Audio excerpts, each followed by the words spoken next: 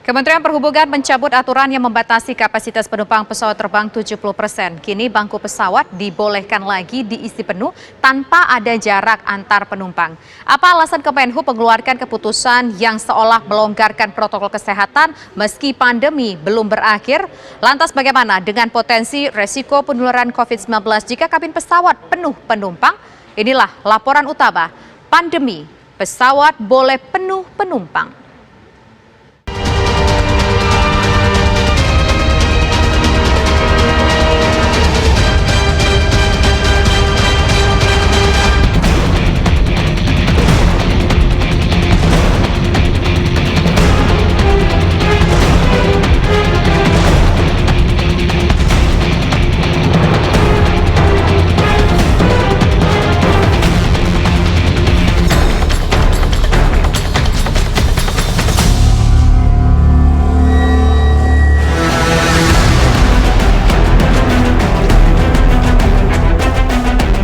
Sejak 9 Januari awal tahun 2021 ini, Kementerian Perhubungan telah mencabut aturan yang membatasi kapasitas penumpang pesawat terbang maksimal 70%. Maskapai penerbangan telah diizinkan kembali mengisi bangku perjalanan penumpang hingga hampir penuh atau hampir 100%.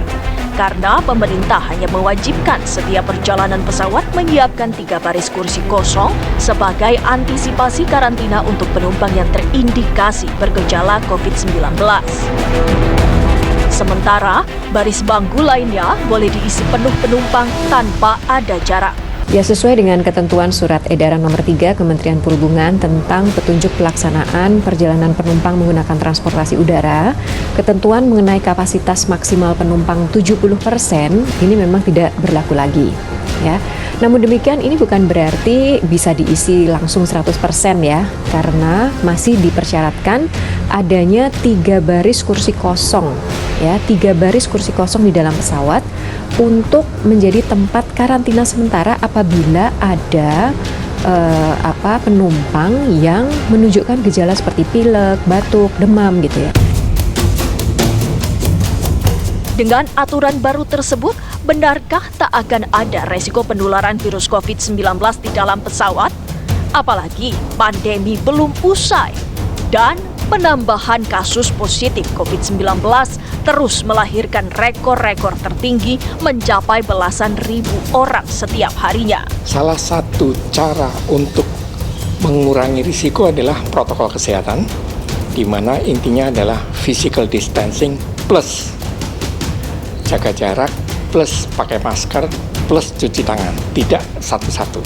Kalau kebijakan itu lalu berimbas meningkatnya jumlah penumpang di dalam kabin, maka saya bisa mengatakan risikonya akan meningkat. Adanya syarat kesehatan perjalanan penumpang yang jauh lebih ketat dari sebelumnya.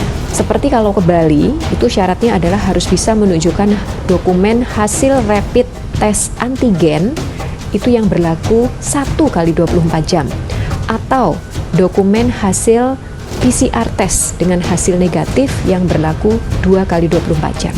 Daerah lain itu harus bisa menunjukkan surat hasil rapid test dengan hasil negatif yang berlaku 3 kali 24 jam atau hasil dari rapid test antigen yang berlaku 2 kali 24 jam sejak sampel diambil.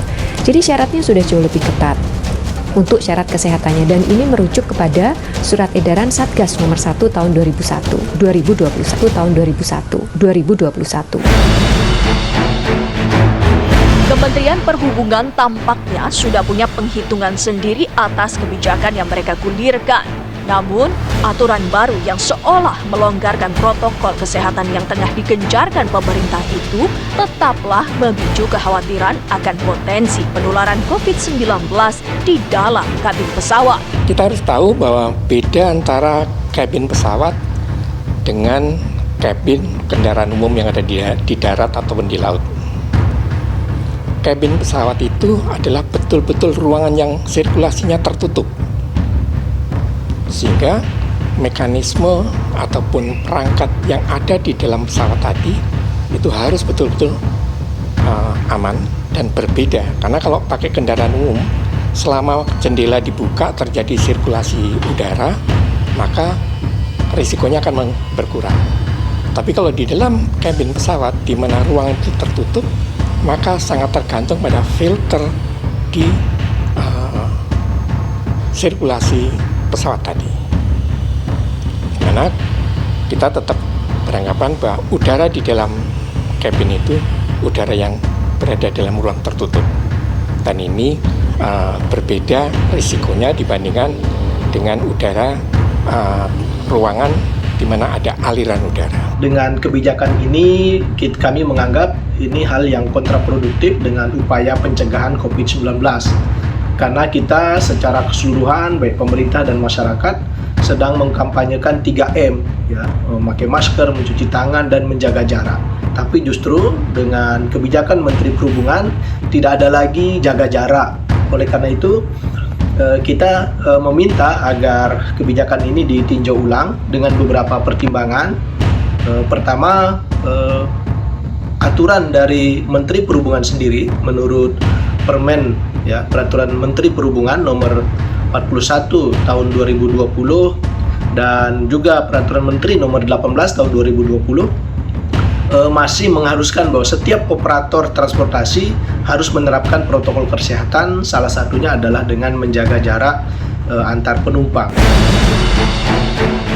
Kepatuhan akan protokol kesehatan tampaknya juga tak gampang diterapkan. Saat aturan pembatasan penumpang pesawat diberlakukan, nyatanya sejumlah maskapai tetap bandel. Mereka tak segan melakukan pelanggaran, membawa penumpang melebihi batas yang ditetapkan. Lantas, benarkah dicabutnya regulasi itu memberi angin segar bagi pihak maskapai penerbangan? Bagaimana pula mereka menjamin tak ada penyebaran virus corona di dalam kabin yang sirkulasi udaranya tertutup dan bakal diisi penuh penumpang? Dibukanya 70% ini memang betul membantu maskapai. Apa yang sudah dilakukan di dalam SE Dirjen nomor 3 ini tepat guna dalam mengantisipasi penyebaran COVID, di mana pada saat yang bersamaan kita tetap bisa mengembalikan masyarakat untuk tetap menggunakan transportasi udara sebagai alat transportasi penunjang kegiatan sosial ekonomi. Saya pikir masyarakat tidak perlu khawatir, di dalam pesawat terdapat HEPA filter atau sistem sirkulasi udara yang diganti setiap 2-3 menit.